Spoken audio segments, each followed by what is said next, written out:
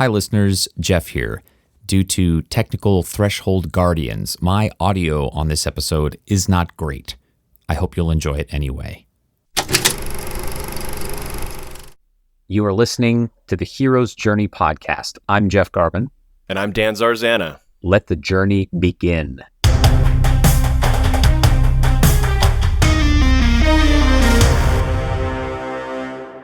Hi, everyone, and welcome to the Cock-a-Doodie Hero's Journey podcast, where we discuss your favorite books and films through the lens of Joseph Campbell's monomyth, as well as Christopher Vogler's modern cinema-focused adaptation as presented in his book, The Writer's Journey. Unintentionally coinciding with the Writers Guild of America's strike, which began at the beginning of May, just the beginning of this week as of our recording. Yeah. This episode's theme is movies about writers. Oops. Huh. For those of you who don't know, also, our very own Jeffy Pants here is the author of 2 novels published by Balzer and Bray. So go check your local bookstore and or library for Symptoms of Being Human and The Lightness of Hands. Yeah, and the current manuscript that I'm writing is absolutely kicking me in the A. So I'm taking a break to appreciate someone having a much harder time writing a book than I am. Perspective, baby. It's important. So here are the writer's block selections for this episode. In third place, with 24% of the vote, is the Coen brothers' 1991 film Barton Fink. In addition to producing and directing, as the brothers always do with their films, they also wrote the screenplay, which I think they also always do. I think so.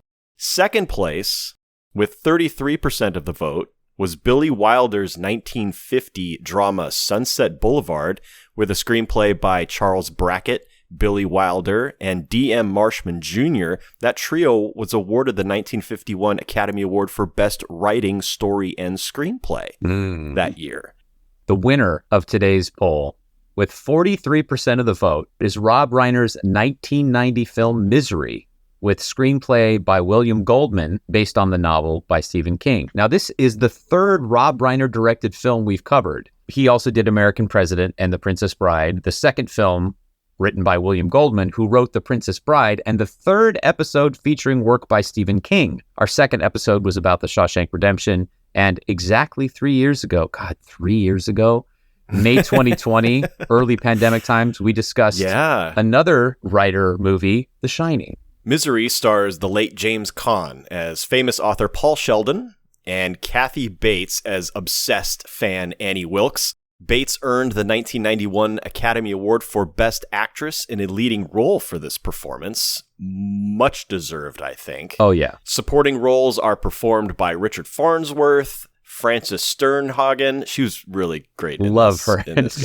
Graham Jarvis, and Lauren Bacall. Jeff, if you know anything about me, it's that I am a grand appreciator of Anne Hathaway. Oh, yes. However, were I a film goer in the 1950s, my brother in Christ, I would have been all about Lauren Bacall.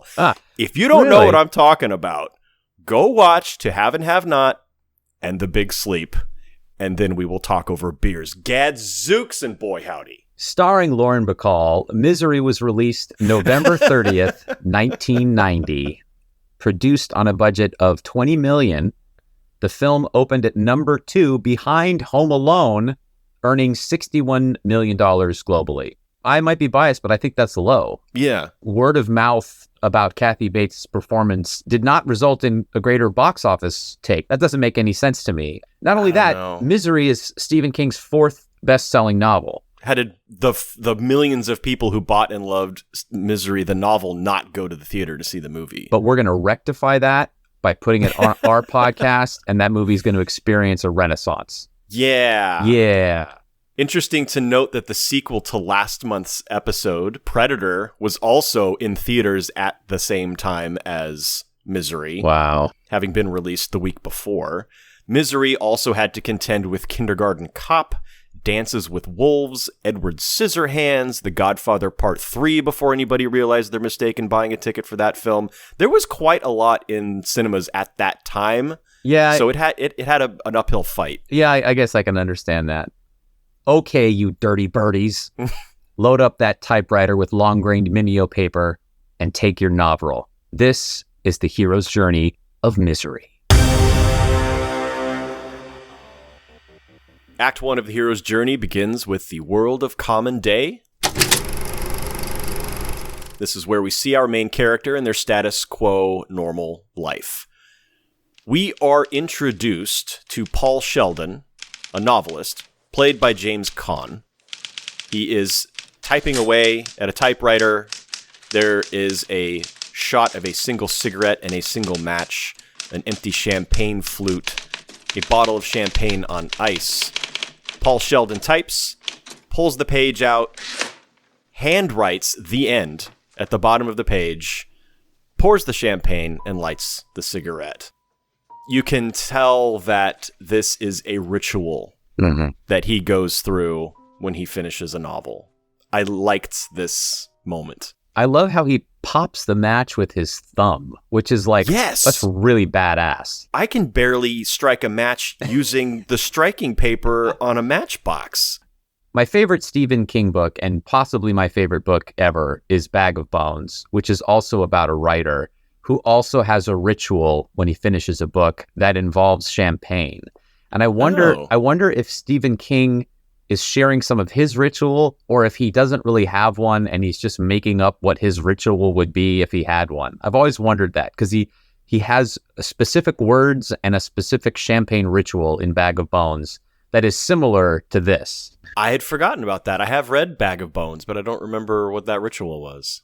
So anyway, Paul Sheldon puts this manuscript into a leather satchel.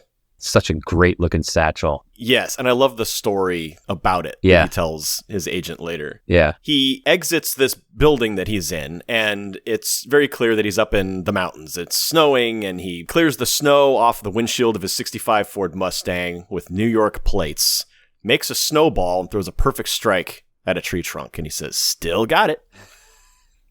I like that moment. That Paul Sheldon was also a pitcher, perhaps. Yeah, played baseball. Well, we know Stephen King is a huge baseball fan. Oh, he is, yes. Boston Red Sox. Paul drives down the mountain way too fast as a blizzard whips up. That's the one thing we learned about Paul Sheldon. Nobody taught him how to drive in the snow. Nope. Blizzard whips up. He loses control of the car, tumbles off the side of the road, resting upside down in the driving snow. Then we flash back to a period of exposition that would, we would call it a prologue, I suppose, but it takes place in flashback here. So Paul is in New York City, meeting with his agent, Marcia Sindel, played by Lauren Bacall. And they're discussing his plans for his next book. And Marcia says that the misery novels made Paul wealthy and famous, and in his last book, he killed misery off. Yeah. And Paul says, I never meant for the misery books to become my life. And if I didn't kill her off now, I'd be writing her forever. Yeah. And then he tells her, I'm leaving now to go to Colorado to try to finish this latest book I'm working on. And if I can make this work, I just might have something I want on my tombstone. He was not talking about pepperoni and cheese on his tombstone. Right. That was the world of common day for me. Yeah, I have exactly the same thing. Tombstone is the last bullet point. I did want to point out a couple things. Did you also read the book in preparation for the podcast, or you've read it, right? I have read the book several years ago. To refresh my memory, I reread my review of it on my blog, bookthump.com/misery, if you want to check that out. Yeah, baby. Get those views up. I thought I had read the book. And so I went to my library app and I downloaded the audiobook, only to discover that it was the Spanish version. And you're like, wow, bold choice, Stephen King. Like, first 30 minutes are in Spanish. I did get the audiobook and listen to it. And one of the differences in the book is that Paul drinks too much champagne and then decides to get in the car. So his accident is a drunk driving accident. He considers, maybe I'll drive tonight. And then he has 4 glasses of champagne, decides it's a great idea, gets in the car and rolls it. So there's a sense of, first of all, there's a sense of his addiction and his need to bury his feelings about whoring himself out for misery, and how this book is going to be the difference making. So he gets hammered. So there's a sense of, you deserved this. The accident was your fault for drinking. Did it to yourself. So there's this punishment aspect. And throughout the rest of this book, he struggles with his addiction to the Novril and with his sense of punishment and somehow deserving this thing that happens to him. And even at the end of the book, well, we'll see that. So the only other thing I wanted to add is that as he's driving down the hill, tapping on the steering wheel, feeling a little bit celebratory for having finished this book, we hear the song Shotgun by Junior Walker and the All-Stars. And the opening lyric is, "Shotgun, shoot him before he runs now." And I thought that was great musical foreshadowing. Call to adventure. The hero is presented with a challenge which renders them unable to continue living in the comfort of the ordinary world. Well, this definitely renders Paul unable to live in the comfort of the ordinary world. Vogler talks about a call to adventure being sometimes an inciting incident, catalyst, or trigger. Well, the thing that launches him into this adventure is that car accident. His car ends up overturned in the snow. He's lying there bleeding. And a hooded figure arrives and pulls him out of the car and starts performing CPR. Now, I knew going into the movie, as most of us did, that there's a woman. But unless you're looking at her hands, it's not clear that that's a woman. She's big. She's wearing a hood. We don't see her face. And I just thought it was interesting. It's like this ghostly, mysterious figure. They could have shown her, but there's that tension element of who's the rescuer and what's happening right now. This person also picks Paul up in a fireman's carry. Yeah. So this person is very physically powerful. Yeah, grabs the manuscript case, which is important, tosses him over her shoulder, and then climbs this snowy embankment. So it's not like she carries him 10 feet to her car. She's climbing it. So this person is strong. That's what I had pegged as the inciting incident or the call to adventure. I included him waking up and meeting Annie and her telling him that she's a nurse and his number one fan. Okay. That felt call to adventure-y to me. It's not obvious yet because all we know right now is that this woman is helping him and is also a fan. But the "I'm your number one fan" thing, that becomes like the obsession, the truth behind that obsession gets revealed throughout the film. So I have a different take on that part, but the next segment of the journey is refusal of the call. Typically, we say, confronted with fear of the unknown, the call to adventure is refused by the hero. Sometimes external forces work against the hero. I think that's more the case here. Paul is incapacitated. His legs are shattered. He's got a dislocated. He can't move. He's bedridden. And so a lot of what happens, at least in this first part of the book, happens to him. He's not making a choice to do anything. Right. Some moments of refusal I see are when Paul asks Annie, "Why am I not at a hospital?" Yeah. She says the blizzard was too strong. Phone lines are down. Right. Annie details Paul's injuries, the dislocated shoulder, his legs, and we see this incredible makeup job and special effects job on Paul's legs. This guy, he's not getting up anytime soon. Yeah. And that also, just the vision of those destroyed legs is almost a refusal of the call. Outside forces preventing Paul from getting up and getting out of there. So gross. Did you have any moments of refusal? Everything you just said is my meeting with the mentor. Okay, yes. That scene filled multiple slots for me in my analysis. Yeah, so let's move to meeting with the mentor. The hero receives counsel on how to operate in this special world. As you just laid out, Annie is giving him the situation and kind of laying out the rules of the special world. You're just outside Silver Creek. The roads are closed. The phones are down. You're in an accident. You're going to be okay, but obviously your legs are broken. Your shoulder was dislocated. You're taking Novril for pain.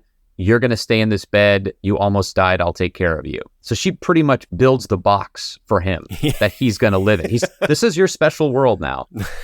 That's what I put as meeting with the mentor. This room is your special world. You also nailed it in an earlier, I think you put this in Call to Adventure. She says, "I'm your number one fan, and I'm also a nurse." The number one fan part is like a little red flag. Like, what are the chances that the number one fan just happened to be the one who picked me up? I also want to say one of the things that makes this movie a great adaptation in the fact that it changes things about the book that get better. And one of the things that I love about Kathy Bates' performances is that the build to discovering she's unhinged is slow. just escalates by little facts until she has her first really unhinged moment. In the novel, from first meeting, Paul knows she's unhinged and is scared of her. And I thought the way they played it in the movie was more interesting. Yeah. Because it builds the tension. Now, if you saw the trailer, you know she's unhinged, but she's so nice and sweet and takes care of him. Yes. It's the opposite of The Shining, where in the book, Jack Torrance, the guy who becomes a crazy axe murderer by the end of the movie, he starts out just a guy with troubles who's trying to make things work. But in the movie, he's a psycho more or less from frame one. So I thought that was interesting. Thanks in large part to Nicholson's performance. And it's one of the things that Stephen King didn't like about that movie. And here's the other thing that I think changed the beginning of this book. Stephen King, this is probably tidbits, but I'll just spill it here. If you've read On Writing, he talks about the genesis of this novel. He was on a plane and he woke up from a dream and he jotted a couple lines on a napkin. And then when he got to his hotel, he couldn't sleep. So he got up and found the concierge and said, "Hey, is there someplace I can work longhand?" And the concierge found him a desk and later told him this was Rudyard Kipling's favorite place to write. And he died while he was writing at this desk. Whoa. So Stephen King wrote a couple pages longhand, and he thought as he was writing this beginning that it would be a short story called The Annie Wilkes Edition. And at the end, the book would be bound not in pigskin, but in Paul Sheldon's skin, and that Misery the pig would eat his remains. Oh my God. And then he discovered that as he was writing it, that Paul Sheldon just ended up having a much stronger will to live than he had planned, and it became a novel. So in a short story, you've got to establish the stakes faster. So I have a feeling that's why Annie was a psycho from the beginning, as opposed to a slow burn. And I don't know. That's speculation on my part, but it's based on what he's said about the writing of this book. The final segment of Act 1 is crossing the first threshold. The hero must pass a barrier to enter the special world. This crossing represents the hero's commitment to taking on the adventure. I think there's an unintentional crossing here. Annie notices that Paul is in possession of a new manuscript for Untitled by Paul Sheldon, and she asks if she can read it. And Paul says, well, I've got a hard, fast rule about who reads my work at this early stage. My editor, my agent, and anybody who saves me from freezing to death in a car accident. Him allowing her to read this manuscript for his new novel is the first trigger to setting Annie off. Yeah. She's sweet and helpful and nurturing to him until she starts to read this new non-misery novel. Now, you could say, well, once she goes to town and buys a copy of Misery's Child and reads to the end of that book, that would have set her off anyway. But we and Paul are seeing the true Annie much earlier because he lets her read the new manuscript. And that really lets him know, I'm in danger. I really like that. I think that's a really good point. They stop being nurse and patient at that point, and he lets her into the interior life of his writing. She becomes more than just a fan and a nurse. Now she's involved. Yeah, and as she says, what's the title? What's the book about? And he says, I don't have a title, and I'm not really sure what the book is about. Why don't you read it and let me know what you think? Maybe you can come up with a title. That was the crossing of the first threshold for me and the end of Act 1. What did you have? I had a visual moment, which is after that first encounter that I called Meeting with the Mentor, we dissolve to the exterior of Annie's house.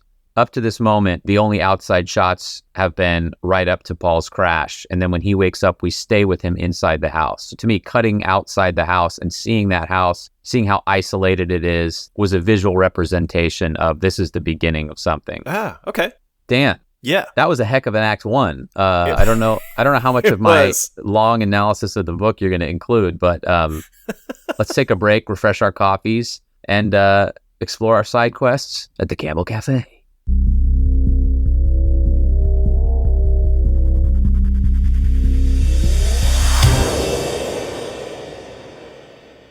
Listeners, welcome to the Campbell Cafe. Just poured myself a fresh cup of joe. Dan, what side quests did you take since the last time we saw each other? I went down a bit of a rabbit hole after Predator and watched Predator 2, Alien versus Predator, and Aliens versus Predator. Wow. I've started watching the entire Oh my series. God. I also went to the library and I have the next 2 films, The Predator and Predators. Wow. I don't know. I've just been having a good time with it. Aliens versus Predator, Requiem. That one you can skip. That one's not good.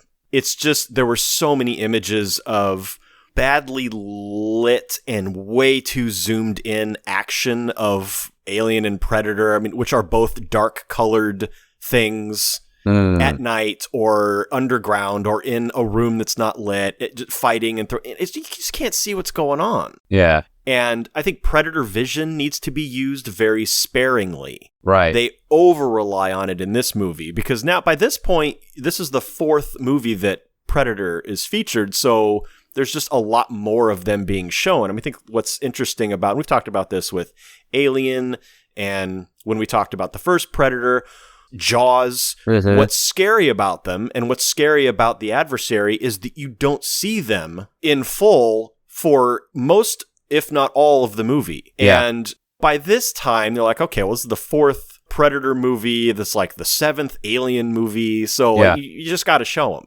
Yeah. Everybody knows now what they look like, so you can't hide them anymore and make it scary. So but anyway, they just over-rely on the Predator vision, and the image was so poor. Like, it's either this blotchy blue or blotchy green image that he like switches back and forth from. And I'm thinking, how does he even navigate the environment? There's no detail provided in any of this. Like we all know, if we've seen the Predator movie, you know the blue vision with, it's his heat vision. So that's how he can find who he's hunting. That's fine, understandable. Then in this one, he's got this like night vision green view, but it's just it's like night vision, but when someone shines a flashlight at you. You can't see anything. It's just this bright green. And I'm like, how?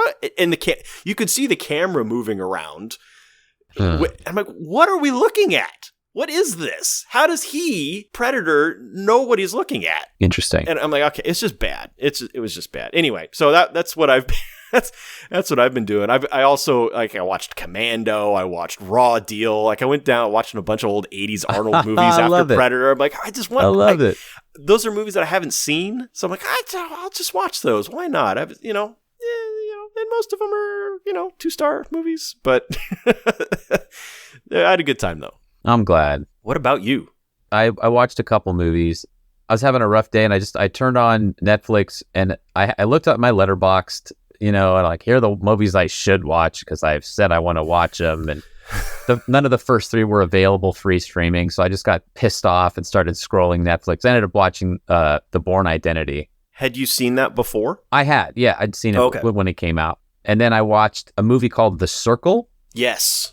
I liked it. With, God, why can't I remember? Emma Watson and Tom Hanks. And I liked it. I thought there were a couple of plausibility problems that made it a silly, fun action movie instead of a really tense Orwellian drama.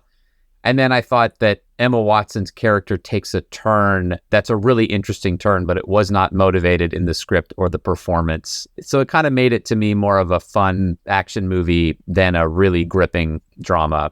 Then it's the 40th anniversary of Return of the Jedi, and it was playing at my local cinema. So I went and saw Return of the Jedi in the theater with my kids. Wow. And it was awesome. I enjoyed it so much more than I remember enjoying Return of the Jedi. And in particular, I enjoyed the special edition changes, with the exception of the goofy musical sequence at Jabba's palace. And I got to relive my favorite moment with my daughter of all time, which is when we watched Return of the Jedi for the first time, and Luke takes off Darth Vader's mask. My then 4-year-old daughter said, "Why is he so white? No one in California is that white."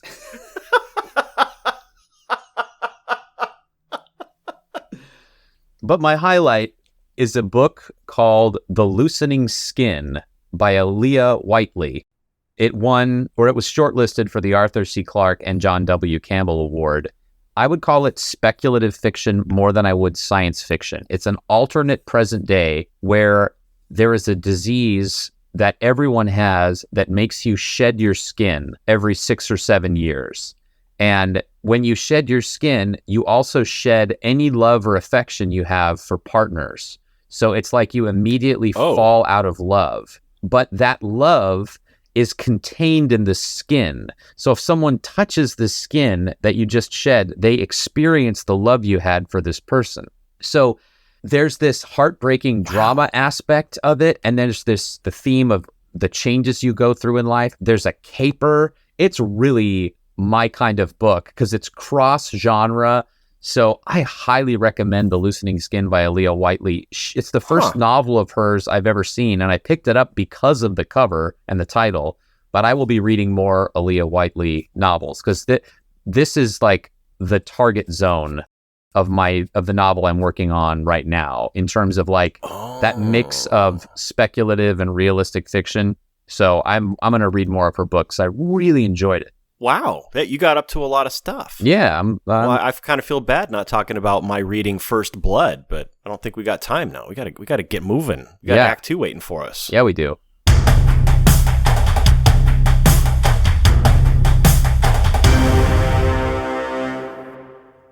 Act 2 begins with tests, allies, and enemies. Now in the special world, our hero makes allies, meets enemies, and must pass a series of tests to prove their worthiness. Paul does not have many allies. This isolating of the hero is a common feature of suspense horror stories. I would say we've got Marshall Lindell, played by Lauren Bacall, his agent, who initiates the search for him. And we have Buster, played by Richard Farnsworth. He's the Silver Creek Sheriff, Chief of Police, President of the Policemen's Benefit Association, Chairman of the Patrolmen's Retirement Fund, and if you need a good fishing guide, you could do worse.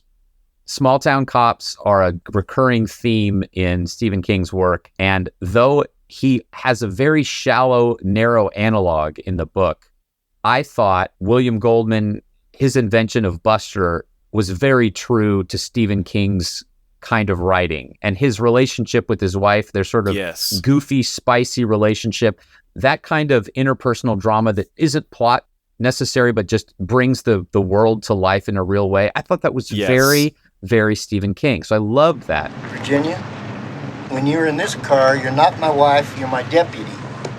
Well, this deputy'd rather be home under the covers with the sheriff. Enemies.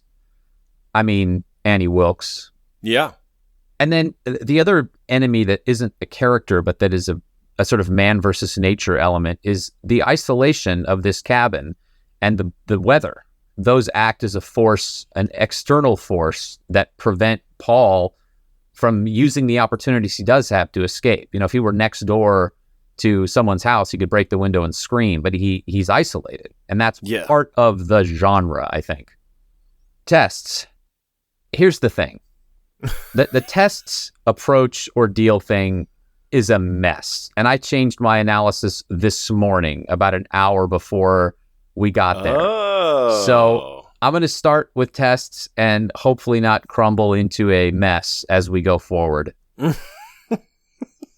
As in Fargo and True Romance, part of this movie involves a police investigation to find a missing person.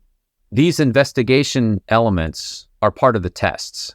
In addition, we have tests of Paul's strength, cunning, and emotional fortitude. So in this list that I'm about to vomit, I'm going to call anything that gets Paul closer to surviving or escaping a pass. So Marcia calls Buster and reports Paul missing. You included this in Call to Adventure, which I totally agree. And then he asks his wife, Buster asks his wife, when was that blizzard? So he's having an intuition about something. And this gives us, the audience, hope, which ratchets up the tension, because now we're being pulled between the disaster of Paul being isolated with a possible psycho and someone searching for him. But Buster's taking it seriously, and that's a pass. Paul asks Annie when the phone lines will be up, because he needs to call his daughter and his agent. This is really the first time that he's actively saying, I want to reach out, I want to communicate with the outside world. But Annie blocks him, and she lies. She says, it shouldn't be too much longer. Give me their numbers. I'll keep trying them. This is a fail. Paul has been thwarted for the first time trying to reach the outside world. And here we peel back another layer of the Annie onion, because She basically admits she's been stalking Paul. She says, well, you're my favorite writer, so sometimes I sit outside your hotel and watch the window that I know you're sitting behind. Yeah. And that's why I was able to rescue you, because I was following you down the hill. So that's what's like, okay, Paul is beginning to understand the power that Annie has over him and that she's enjoying keeping him there. Knowing that he can't communicate with the outside world, now he's going to attempt to charm her. And I saw that, what you called the crossing of the first threshold, also the passing of a test. I noticed in your case there's a new Paul Sheldon book, and I wondered if maybe... You want to read it? If you wouldn't mind. Well, I do have a very hard and fast rule as to who reads my stuff at this early stage.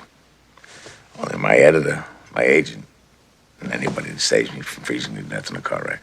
So this is a pass because Annie's delighted, and he has gained some little amount of influence over her. He realizes now that he can use his power as her favorite writer to get boons. But man, does this backfire in a big way.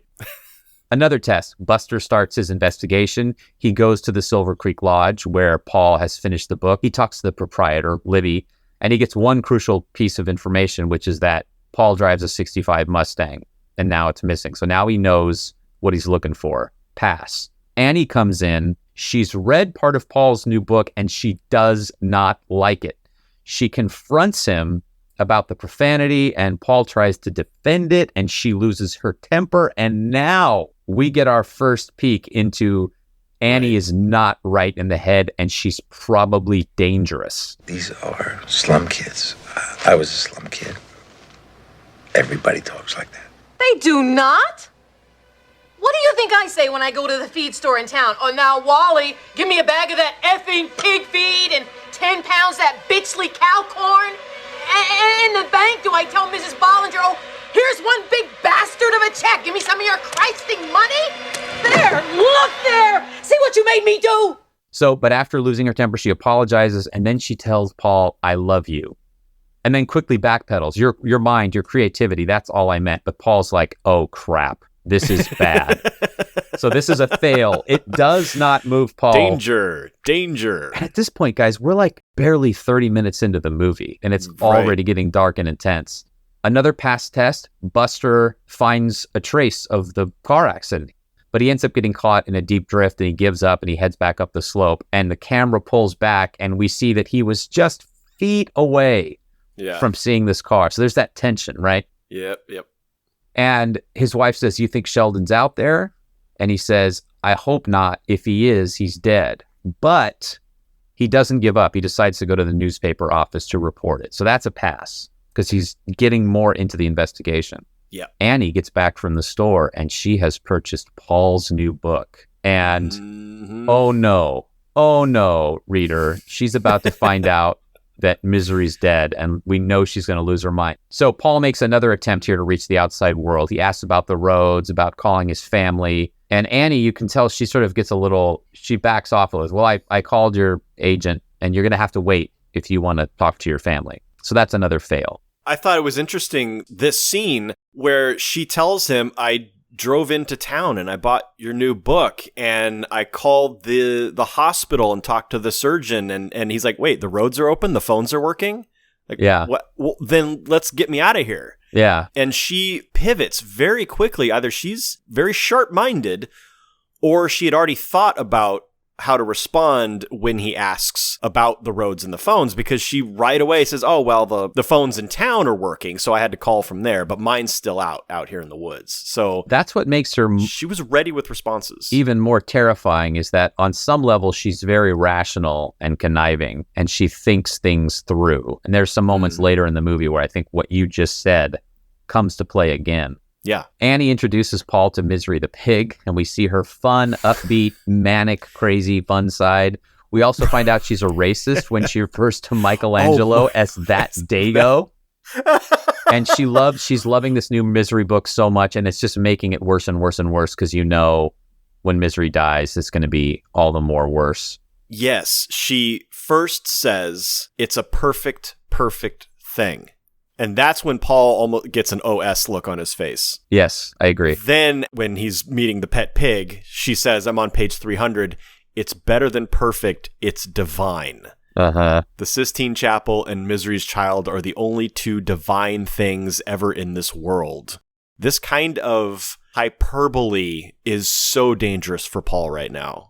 This, on some level, was an opportunity for him to try and temper what's about to come, to warn and say, hey, well, it might not end the way you want it to, or, he clearly doesn't, which I don't disagree with his choice because I don't think he could have changed her mind. But I consider this a failed test because she is going exactly the wrong direction and he does nothing to stop it. Yeah. Annie gives this monologue where she explains how the Misery books got her through this terrible time after her husband left her. And she makes it really clear how important these books were to her. And we've all had books like that in our lives where they were comfort books that helped us get through a rough time. For me, Bag of Bones, I listen to that audiobook at least twice a year when stuff is hard. And this is the moment where I really related to Annie. That makes us even more scared for Paul because it's not just that she loves these books. It's that she attaches those books to a specific turning point in her life. And that's why it's so important. Yes. We cut to exterior night, full moon. We're inside Paul's room. Annie comes in.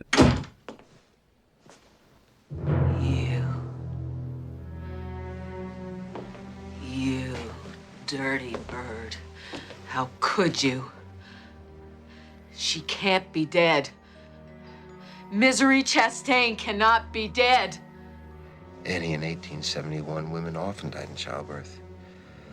But her spirit is the important thing, and Misery's spirit is still alive. I don't want her spirit! I want her! And you murdered her! Paul tries to defend the writing. Annie's not having any of it. So she lifts up this little table that she's got a planter on, and it's like she's going to hit him with it, but instead she smashes it against the wall where it shatters. And she says, I thought you were good, but you're just a dirty birdie. And don't even think about anybody coming for you, not the doctors, not your agent, not your family, because I never called them. Nobody knows you're here, and you better hope nothing happens to me, because if I die, you die. And then she takes off in her SUV. The reason I had this originally in Approach to the Inmost Cave is because this is the beginning of the badness, but I also have it as a failed test, and here's why. This is his first real opportunity where he's healed up enough and he knows what a nutbag she is. He pulls himself out of bed and he tries the door, but it's locked. He's trapped. And then I had one other element of test. Paul's agent is on the phone with Buster, and he tells us he's been working with the state police and the FBI have been informed. His wife, Virginia, has called the credit card company, and there's been no charge since he checked out of the lodge. No one has called from the newspaper article. So this is a test that gets passed to me because he has figured out now that something is really wrong, and he's called in the dogs. So that's where I drew the line on tests. Oh, okay. So the burning of his manuscript is the Approach to the Inmost Cave? I had that as the beginning of the Approach. Oh, okay. I've got that as the last test. Okay, I'll buy that. Like I said, it was tough for me. So you called that the last test. Got it. Yes, because that's the end of that, his attempt to do something different other than Misery novels. This manuscript that in the novel is called Fast Cars, but in the movie it's just called Untitled. She says, I have a surprise for you, but there's something you must do first. And she wheels in a charcoal grill, puts his manuscript on it, douses it with lighter fluid, and hands him a match and says, you have to burn it. You must rid the world of this filth. And he tries to talk her out of it. That's why I saw this as a test, because he makes efforts to save the manuscript. He first says, okay, well, I mean, I'll burn it, but it's not going to do anything because my agent has copies and all the publishing houses in New York are reading it right now, so you're not going to rid the world of this filth. And she's like, okay, fine, we'll burn it then. By the way, I know this is the only copy because you're superstitious. And then she goes into the story about how when he wrote his first book, he didn't make any copies because he didn't think anybody was going to take it seriously. Oh, you're making a face. No. I was just going to say, I loved that they changed that for the movie. In the book, she doesn't know explicitly that there's no other copies. He goes into this whole mental gymnastics about how she's so egotistical and narcissistic that, of course, she would assume that she had the only copy. But I liked that in the movie, she knows so much about him that she knows it's the only copy. It totally makes perfect sense because she would know that. She would have read that in some interview. Yes. She says, you told that story to Merv Griffin 11 years ago, and then pushes the match to him. He lights the match, throws it onto the manuscript. It bursts into flames. Like it's so big, this fireball catches the curtains on fire. And he's just, oh my goodness. So she's like slapping the curtains, trying to put the fire out. On camping trips, my dad would bring exactly that metal can of Wizard charcoal lighter and just douse the firewood with it. And it absolutely combusts like that. It's like, holy crap. There's a great episode of The Simpsons, too, where Homer is doing that. But he's really over squeezing that can. Right. And then as he throws the match onto the grill, you like cut back and you see all of Springfield, and there's like a mushroom cloud in the background. Oh, I love it. So he burns the manuscript. Also in this moment, the police helicopter flies, piloted by Rob Reiner in an uncredited cameo. Yes. Flies over the Wilkes farm. Buster's in the passenger seat with binoculars, and he's like, well, I don't see Paul's car down there, and so they fly away. And Annie comes back and gives Paul a couple of pain pills, and this is when he develops the idea of squirreling them away in the mattress, which is a passed test for now. Yes. That was the end of the Road of Trials, which brings us to Approach to the Inmost Cave. The hero reaches the edge of a dangerous place where the object of their quest is hidden. Annie forces Paul to write a new Misery novel to resurrect her. She gives him a typewriter with a broken N key, so she got a really good deal on it, and the most expensive paper the store had. As Annie is ferrying these items into the room, Paul notices that a hairpin has fallen onto the floor. Paul then, again, trying to work the charm on Annie. He says, this is really great, but I can't work with this paper. It smudges. And then he does a demonstration for her. He says, if you go back to town, maybe you can get me some white long-grained mimeo instead. This, again, is a moment where she loses her temper. Annie, what's the matter? What's the matter? I'll tell you what's the matter. I go out of my way for you. I do everything to try and make you happy. I feed you, I clean you, I dress you, and what thanks do I get? Oh, you bought the wrong paper, Annie. I can't write on this paper, Annie. Well, I'll get your stupid paper, but you just better start showing me a little more appreciation around here, Mr. Man. Grabs this box of paper and slams it onto his legs. Yeah. And then storms out of the house into her SUV and drives to town to buy the paper that he asked for. That was the Approach to the Inmost Cave for me. Oh, boy. Okay, this is where we part ways. So let's just move to Ordeal. The hero faces the ultimate test, often risking death to overcome his worst fear, sometimes actually appearing to die. I assume that Paul's escape from the room is your ordeal? Of course. Okay. Why don't you outline your ordeal, and then I'll tell you mine, and we'll fight. Okay. So Annie has left to go back to town to buy the white long-grain mimeo. Paul takes this opportunity to wheel his wheelchair over to the bobby pin.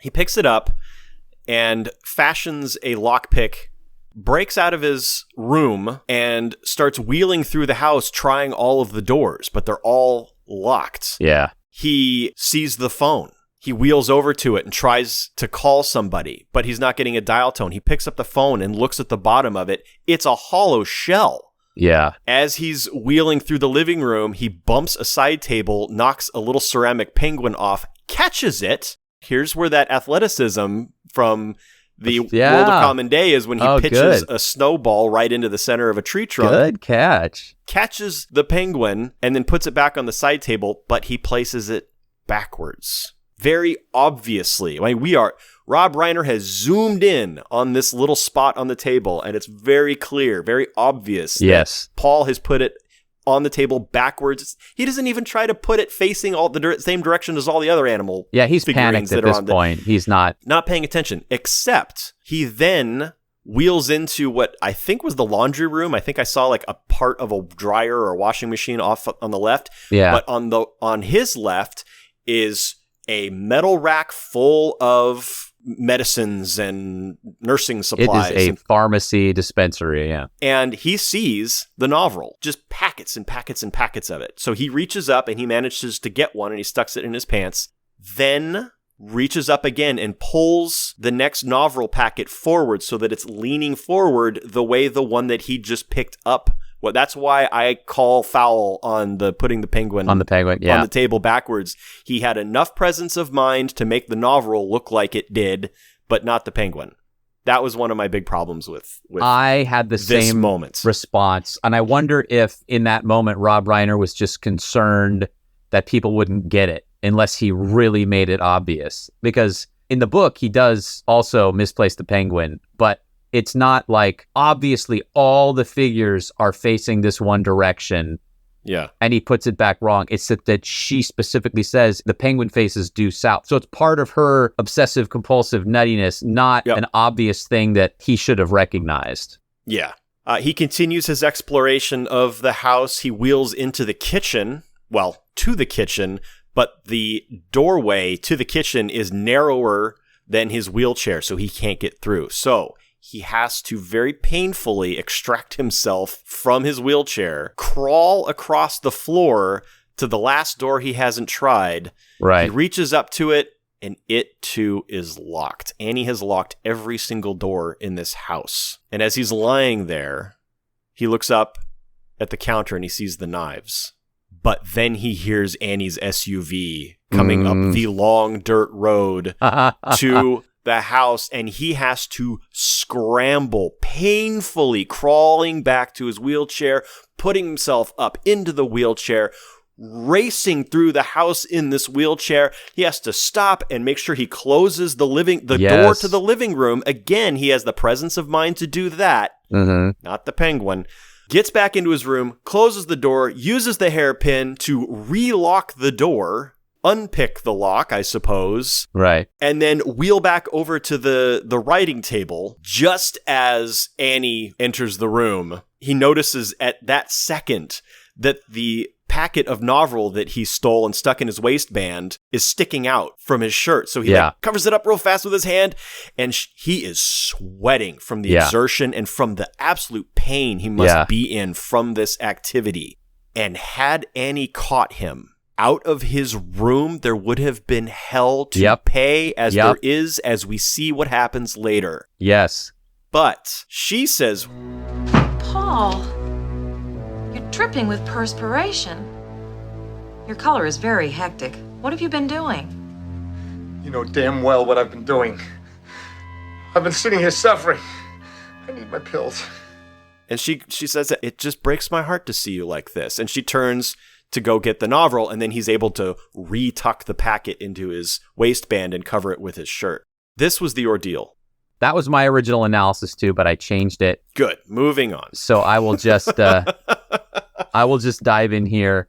That was part of my approach, in particular because all the things he screws up, the penguin, the penguin is really it in the movie, but that comes back to bite him. That's a setup that comes back to incur a vengeful force later. Yep. My ordeal is the dinner scene where you left off. Annie's brought him the new paper, puts him back in bed, gives him a pad and paper in case he gets any ideas, and then blows him a kiss.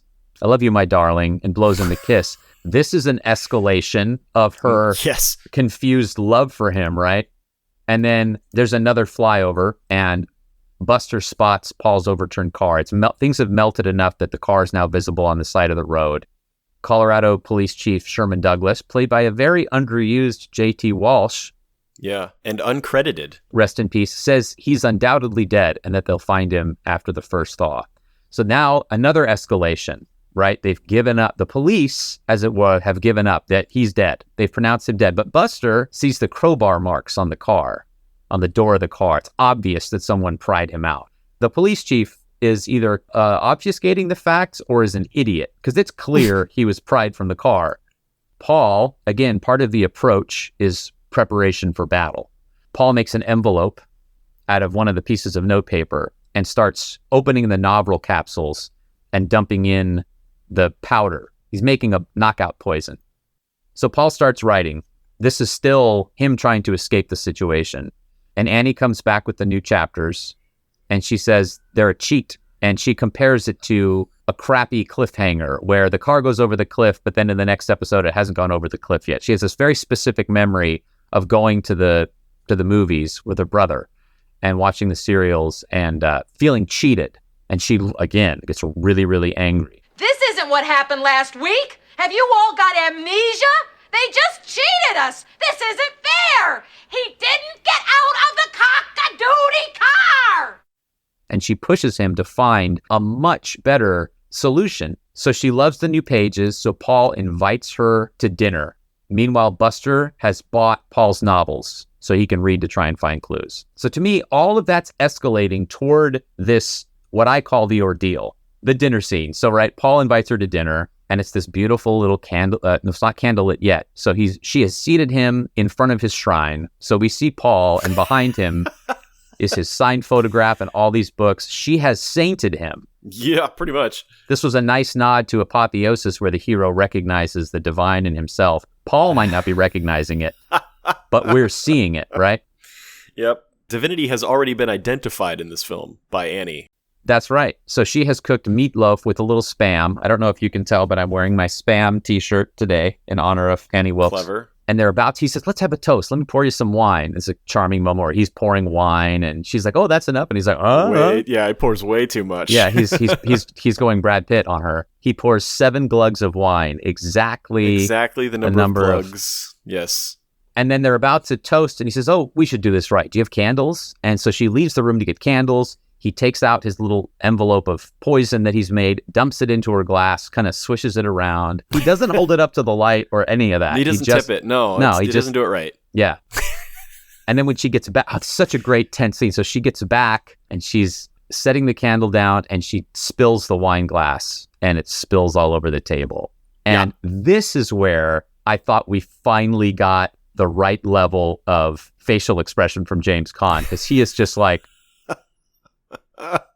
he is stunned and he's not attempting to hide it at all. And Annie's, oh my God, I'm so sorry, I've ruined your dinner. And Paul's like, in any other scene, he'd be like, oh, that's okay. And just, moving on and covering up. But he is just like, for a long moment, just catatonic with devastation. So this, and propped up by What I Have My Reward, this is the ordeal because he's confronting the one who holds the ultimate power in his life. This is the first time he proactively tries to destroy Annie. Until now, he's been focused on escape, evasion, and survival. But in this scene, he takes a weapon, the poison, and tries to kill her with it and fails. He is risking death to overcome his worst fear. This happens late in the movie, right? The scene you identified that I chose first too, his scramble to get out and find stuff in the house. Yeah. Is right where the ordeal should be. And it's like a 10, 15-minute sequence. Yes. It's a long, drawn-out ordeal. But for reasons I just outlined and for what I'll outline again, to me, this fit better in that slot because it is a confrontation and because it checks off several boxes in Vogler and in Campbell. So that's what I chose as the ordeal. Final segment of Act 2 is the ultimate boon or reward. Having faced their worst fear, the hero seizes the object of their quest. As you've called out frequently, there's a segment in this section of Vogler's book called Seizing the Sword, where the hero is presented with a weapon that they then use to defeat the villain. Right. When Annie gives him the pencil and the pad of paper, I saw that as a seizing of the sword because it is that paper that Paul uses to fashion the envelope that he fills with the Novril powder. Oh, that's interesting. Oh, that's an interesting take. And then Paul creating his little poison that he puts in the wine, again, the weapon that he uses to attempt to defeat the villain. Those were the elements of the reward from my perspective. What do you got? There aren't a lot of Montagues in this film, but there is one here while he's writing the book, he's typing. There's all these transition shots of him working, and the season is changing a little bit outside. It's going from snow to rain. We can see there's less snow on the ground. It's getting more slushy. Annie's reading the manuscript. Buster's reading the Misery novels. We see him working out with the typewriter. He's gained the guts because he took the risk to try and kill her. His will to live is coming back. His body is getting stronger. Annie is loving the book, so his work of writing this new book is paying off, and he's bought himself some time to try to survive because now she wants to read this book. So he's got a little advantage on her now. And then the New Perceptions is a part of Vogler's view of the return. The reward. You said the return. Yes, I did. Buster is reading one of the Misery novels, and he finds a quote. "There is a justice higher than that of man, and I will be judged by him." And he writes it down. He has some kind of insight. He remembers having seen that somewhere, or it sticks in his something about that quote. That's a new perception. He's gained some insight that's going to help him solve this case. So that's a reward. And then I'm going to skip one plot point real quick. Well, Annie gets the blues, right? The storm's happening. She comes in and she is clearly in a depressed part of her cycle. And she tells Paul that she loves him. "I know you don't love me. Don't say you do." And then she pulls Chekhov's gun from her pocket. "I have this gun. Sometimes I think about using it. I better go now. I might put bullets in it." And I love the way she delivers, "I might put bullets in it," because it's like, I should go because I might put bullets in it. Or is it, I should go, by the way, I might put bullets in it. Either way, it's very threatening and terrifying. So she walks out into the rain and drives away into the storm. She's like in her pajamas too. Yeah, she's in her bathrobe. Yeah, she is not. Her thinking is muddy, as she once admitted. I don't know that Paul earns this part because I think it's just Annie swinging into a depressed part of the cycle, but it gives him an opportunity to leave the room again and gather resources. So Paul leaves the room, grabs the kitchen knife he spotted earlier, seizing the sword, literally seizing the knife that he's going to use or thinks he's going to use. And then he finds the scrapbook. And here again, we have new perceptions. And he reads and he discovers just how dangerous Annie is. Her father died in a mysterious fall, and then one of her classmates died in a very similar fall. And then Annie becomes the head pediatric nurse at this hospital, and then babies start dying, and finally she gets arrested. This is Paul getting new insight that makes it clear she is a murderer. She has killed before. I'm definitely going to die. I'm not just going to try to drug her and escape. It's going to lead to a battle to the death. To me, those are all rewards for actions that Paul has taken and that Buster has taken. That's the end of Act 2. I look forward to see how Act 3 goes. But for now, let's step away from the studio and head on over to the Vogler Lounge for a drink.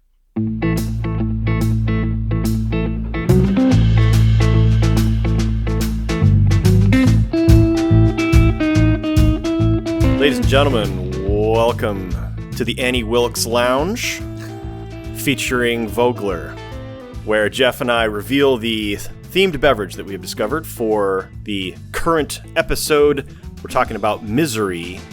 Jeffy, what did you find? What is your miserable drink?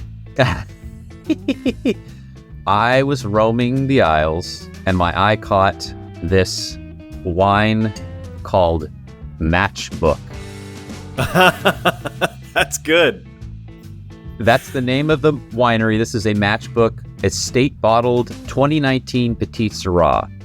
You're really going with wines like since Sideways. It's the third wine in a row. You know, Who are you? I enjoyed that wine so much that I just decided to give it a try. That's great. I am so happy.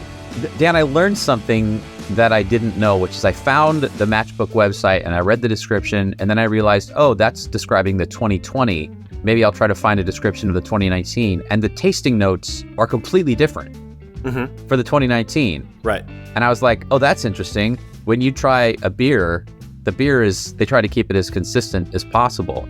Yes. That's why beer generally doesn't have a date. Because also you want to drink beer most of the time as fresh as possible. So you're not going to cellar beer like you do with wine. The only beer I know that's different every time is Stone has an IPA series called Enjoy By, and it always has a date, and then there's a different Enjoy By. So I just wanted to quickly pop in. So this is grown in the Dunnigan Hills, and the 2020 says sweet brambly blackberry, saddle leather, boysenberry, plum, blackberry jam, vanilla spice, nutmeg.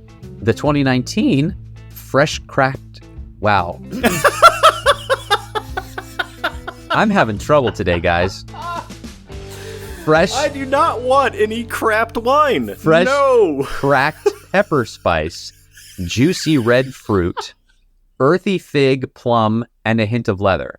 That's like, dark chocolate and black licorice. Like, that's completely different. Yeah, that's the effect that conditions have.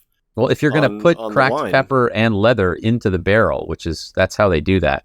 All right, so I'm swishing the glass. Uh-huh. I put my nose in it. The nose first, or do you check the stuff first? You've forgotten it all already. You look at the color and you tip it, and then you smell it, and then you taste it. It is completely opaque. When I turn it, it's got major legs, like major legs. Uh-huh.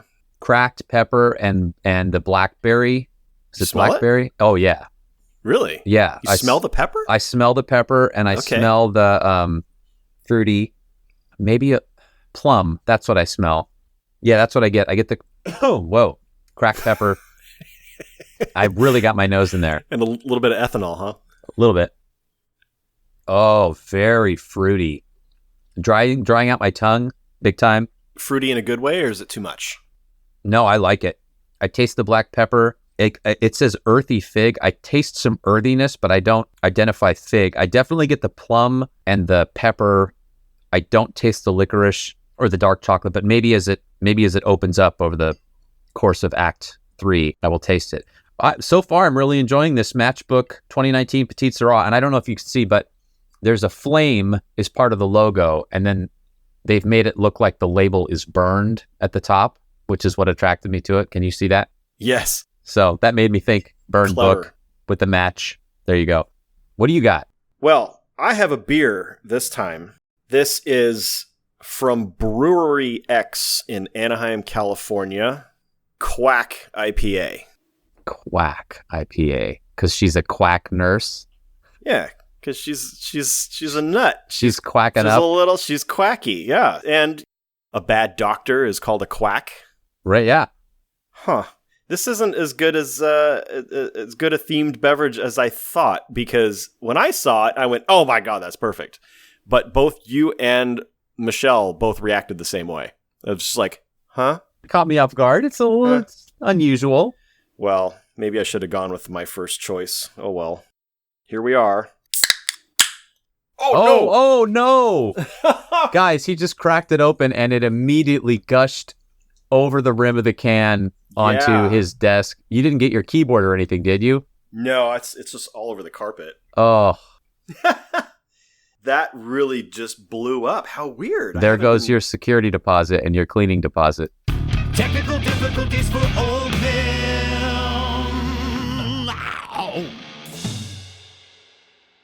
That was weird. So obviously, Mary may be very carbonated. Okay, so this is a 16-ounce can. It is 7% ABV. Oof, all right. But I could not find there's no IBU information on the can, and I could not find information about the beer itself on the website. Huh. If you are a brewery, why do you not have a tab called beers? Huh? Why is that? Let people learn about your beers. Why are you not highlighting the beers that you make on your website? Anyway, so if you can see, it's cloudy. Yeah. This is not a clear IPA. It doesn't say it's a hazy IPA. No. I don't know what kind of hops are in this. It doesn't say on the can. Again, I didn't find any information on their website about it, so I have no idea what kind of hops are in this. There's something about, and this is an unfortunate sense memory that I have, is the very first time I smelled an IPA, To me, it smelled like a public restroom.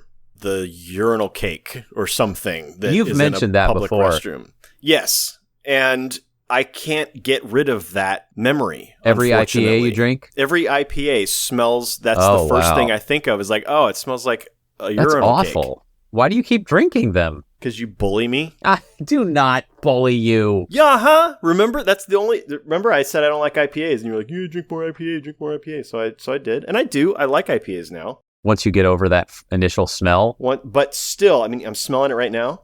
you need to flip it so that every time you smell a urinal cake, you think, "Oh wow, that's that delicious IPA smell." This is very middle of the road. It's not bad, but it's not blowing me away. I'm not going to remember this as really much of anything. I mean, Harsh. the hops are present, but they're not super strong like they are with like a Stone Scorpion Bowl, which I find almost unpalatable. It's so hoppy. Oh really? That's like my favorite IPA. This one is not. I can drink one, but that's it. I do not go back for a second Stone Scorpion Bowl if I have it. And I don't even think the pub carries it anymore. I don't think it's sold very well. I'll have to look. I'm going for lunch today after we finish recording, so I'll look. Maybe I'll have one in your honor. I appreciate that. Since it's your favorite. Yeah, I don't know. I'm kind of, this is, So it's unimpressive.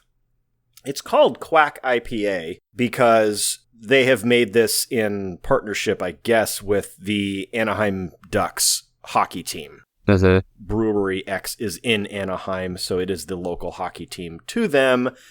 I have had one at a Ducks game, and I can contest it is a good sports event drink because it's better than a giant Bud Light. Yes, but it's got, it's not a really strong IPA, but it's a good sports beverage, I would say.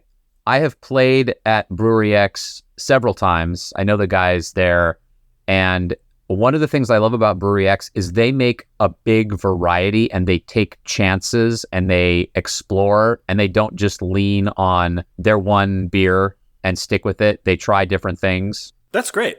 They're best well known for their alcoholic ciders. Their ciders come in a 22-ounce can and are 10%, and they will knock your A down. Because they mix it with Novril. It tastes like candy, but it will kick your A. I watched my father-in-law rapidly drink a 22-ounce can of one of their ciders, and his eyes turned red. Okay, so before we head back to the studio to do Act 3, we've got one little piece of business to take care of. We have a new patron this month.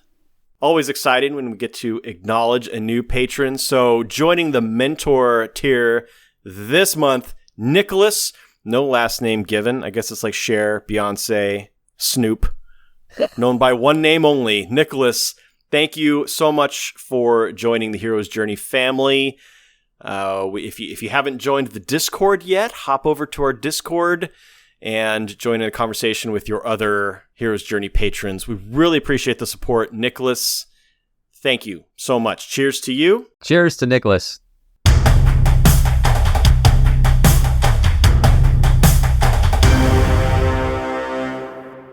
Act 3 of the hero's journey begins with the road back.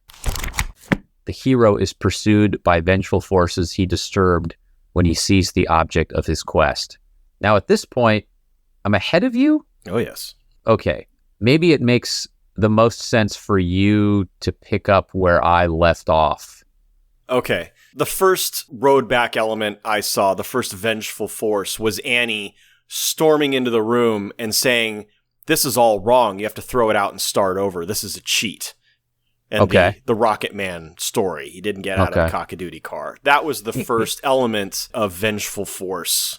The dinner with Annie and his attempt to incapacitate, kill, knock her out. I don't know exactly what that much Novril would do. And then her spoiling the attempt by knocking over the wine. And I mean, you pointed it out. This is the first time James Caan's performance came through for you. Yeah. Of how in dismay he was at this event. This was his one best attempt to be rid of her. Yeah. And it failed.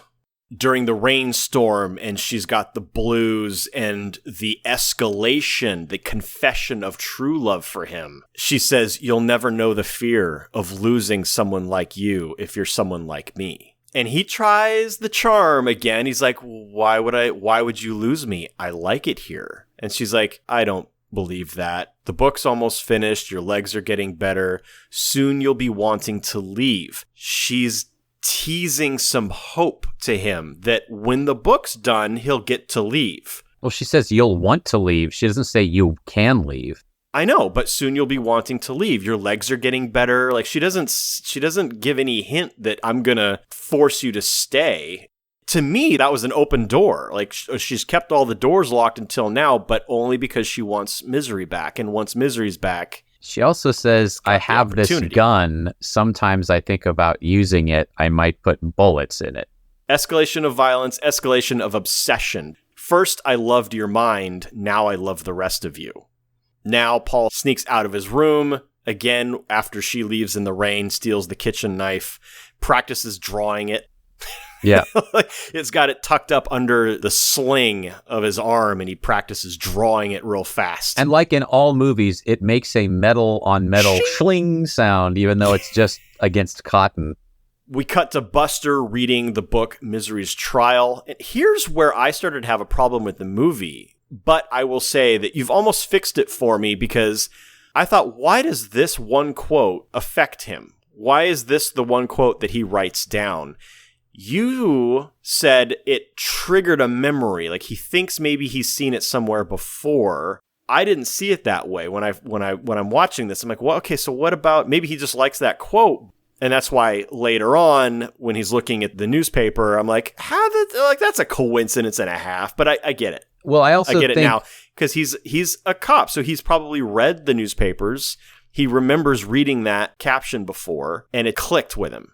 So in the book, this takes place in Sidewinder, Colorado, which, for those of you who enjoyed The Shining, is the closest town to the Overlook Hotel. So this geographic crossover. But it's Annie Wilkes has a reputation in the community. Her neighbors know who she is. She's like the sex offender, you know.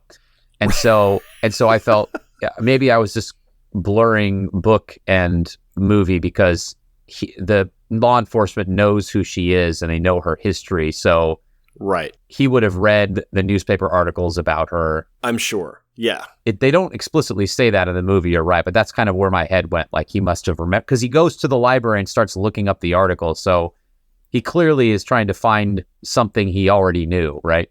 When you present it that way, yes. It's at this moment then, too, that Paul gets out of his room again and he finds the scrapbook. This, to me, was vengeful force. You called it a reward, new perceptions. I understand that. But for me, it was much more of this is a vengeful force. Annie Wilkes is a convicted criminal. She has spent time behind bars for the things that she has done. Paul Sheldon, you in danger. This is just proof of how bad a person she is. And I think now we're going to begin coinciding, because he does his little practice drawing the kitchen knife. Annie comes home from wherever she went after she left in the rain with the gun in her pocket, and he's ready to draw the knife on her, and we see her shadow stop at his door and then goes upstairs and she goes to bed, and he says, all right, I'll see you tomorrow.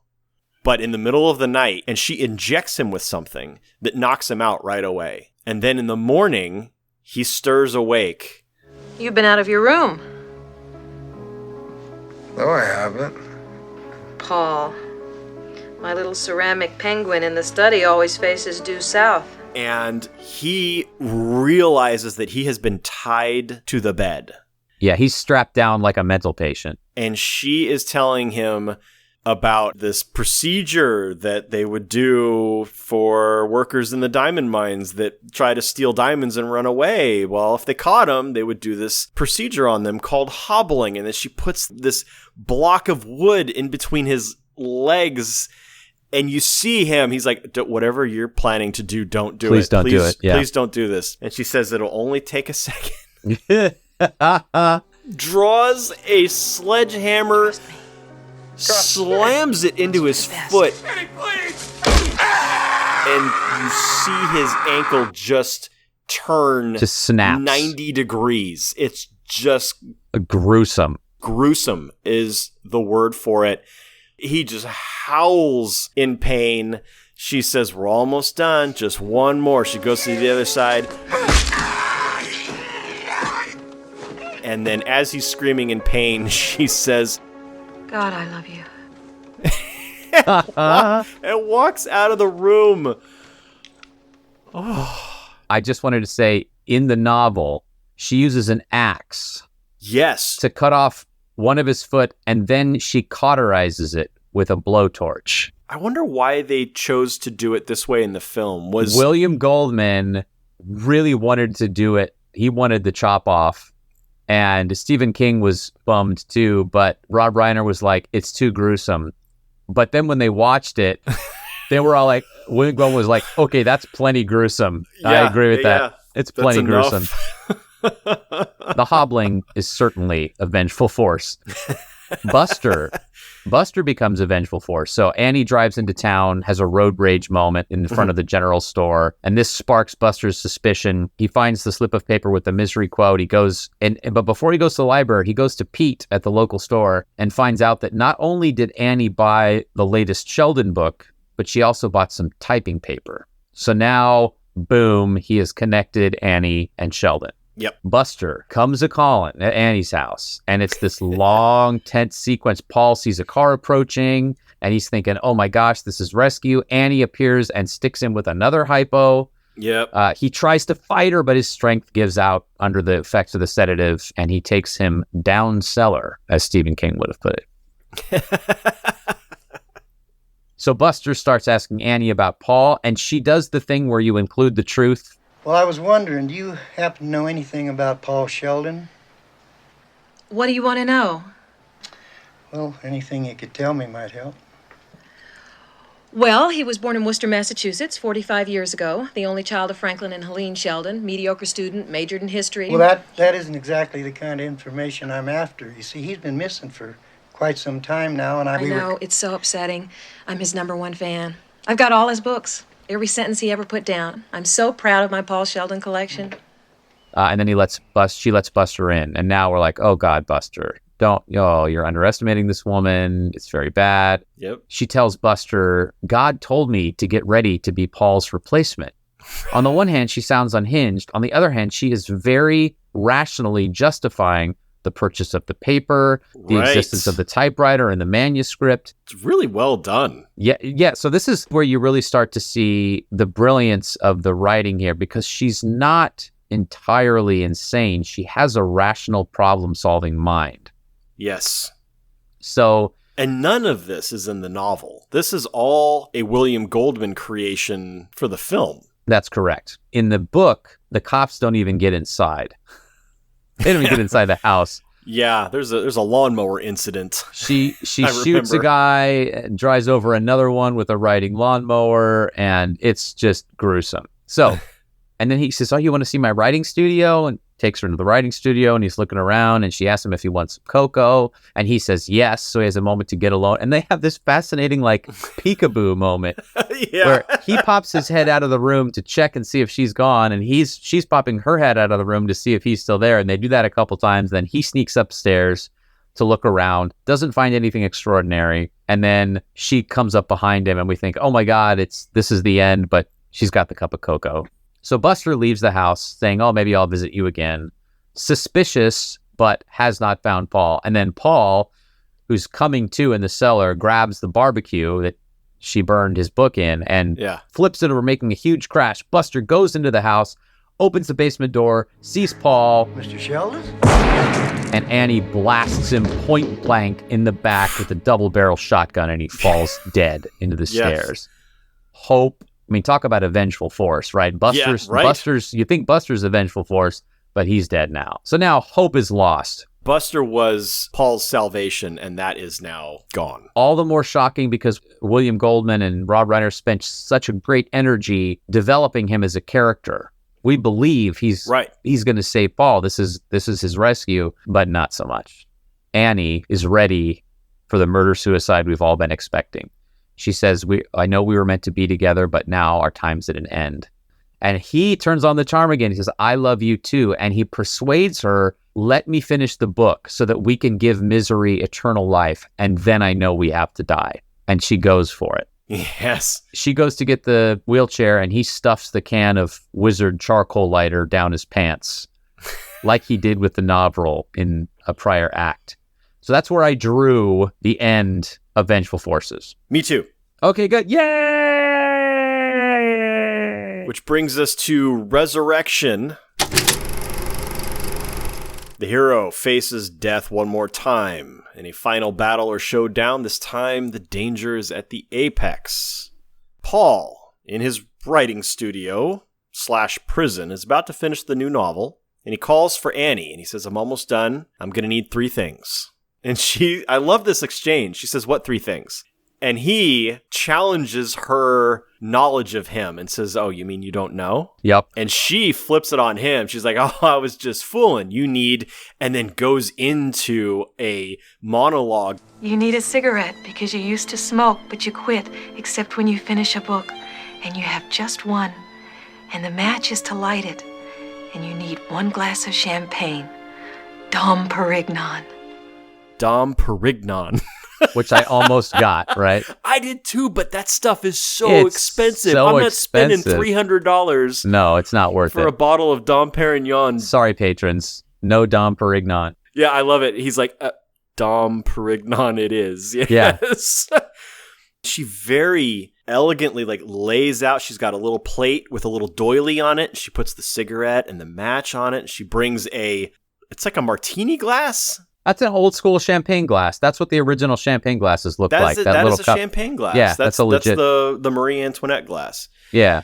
And she says, did I do good? And he says, you did perfect, but with one exception. And you see as her face falls. And I'm like, oh God, she's going to freak out again. And he says, this time we're going to need 2 glasses. And she's just overcome with romance. She's like, oh, Paul. And off she goes to get the second champagne glass, and he grabs his manuscript, throws it on the floor, douses it with the lighter fluid that he's tucked down the back of his pants, and has the match in his hand when she comes back, and he says, Remember how for all those years nobody knew who Misery's real father was? Or if they'd ever be reunited? It's all right here. Does she finally marry Ian, or will it be Winthorne?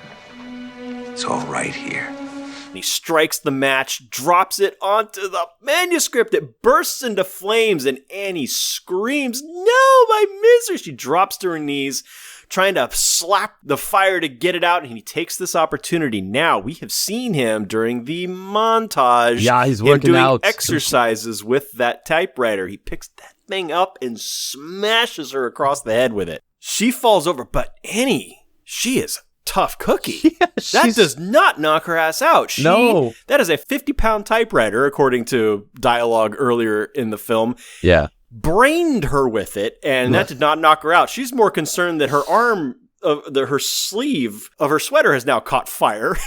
So she's more concerned about patting that out. Yeah. She pulls the revolver from her cardigan pocket, shoots Paul in the shoulder. She jumps on him, starts strangling him.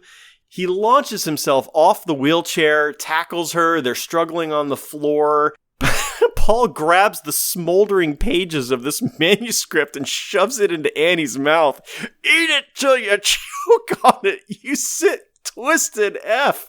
I loved it. It was so good. He's letting it all out. Yes. This is his last opportunity.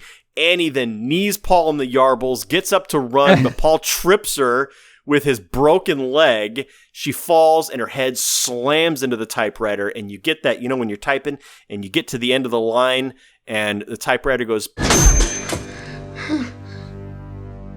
so you think it's over, right? She appears to be dead, unconscious. There's a pool of blood next to her head. Paul starts crawling to the front door, but suddenly Annie leaps upon him. They struggle again. Paul grabs a metal pig-shaped doorstop and smacks her in the face with it, probably driving her nose bone up into her brain, and that's finally what does the job. Villain vanquished, Paul resurrected. That brings us to the final segment of the hero's journey, Return with the elixir or freedom to live. The hero, having won some precious treasure or reward, now returns to the ordinary world to share the spoils of battle. We cut to 18 months later. Paul is limping down the streets of New York with a cane and enters a restaurant where his agent Marcia hands him the first copy of his new novel, The Higher Education of J. Philip Stone. She says that she's got advanced information that all the reviews are going to be great. He says, that's great, and I hope people like it, but I wrote this one for myself. And don't think I'm completely nuts, but Annie Wilkes, that whole experience helped me. In the novel, Misery, Paul is completely clear that Annie Wilkes changed his life and rescued him from what would have been a writing slump. There's much more detail about how he writes the Misery novels, and then every now and then he writes what he hopes is a legit novel, and they don't sell and no one cares, and his writers complain. So it's a really great allegory. Stephen King has talked about how Annie Wilkes represented addiction, which Stephen King struggled with a lot in his early career.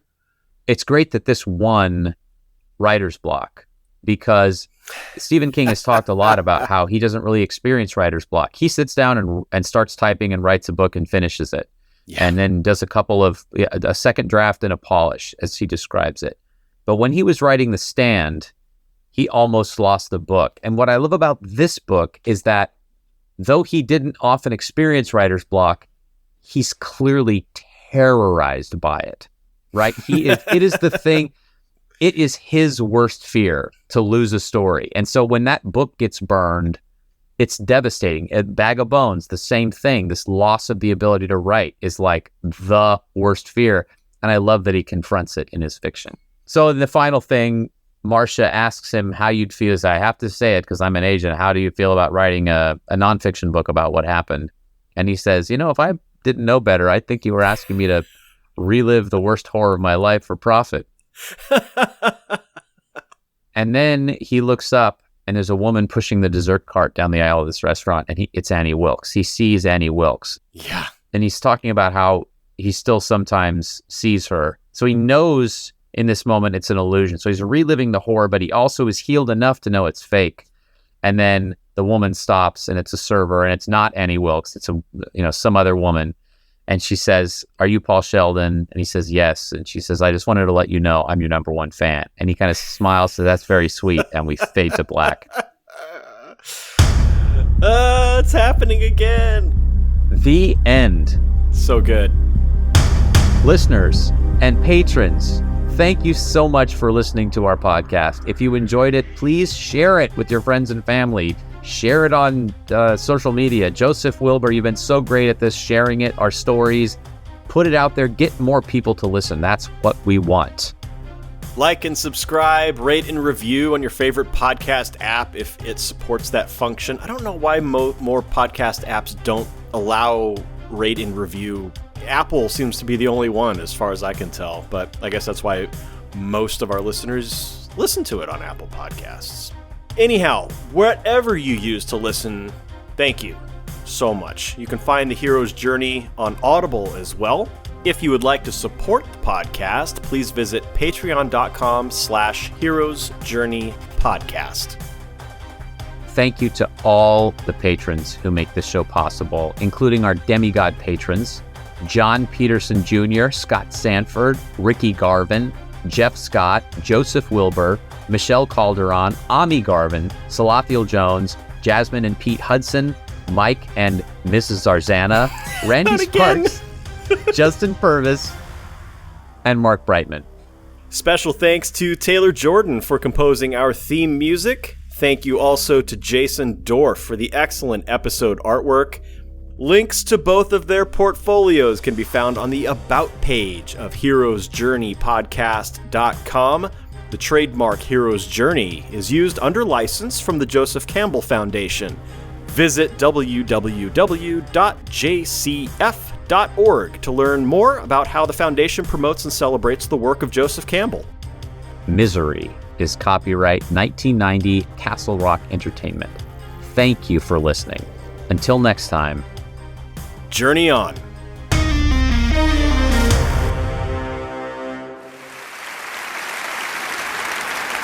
And the Oscar goes to Kathy Bates in Misery.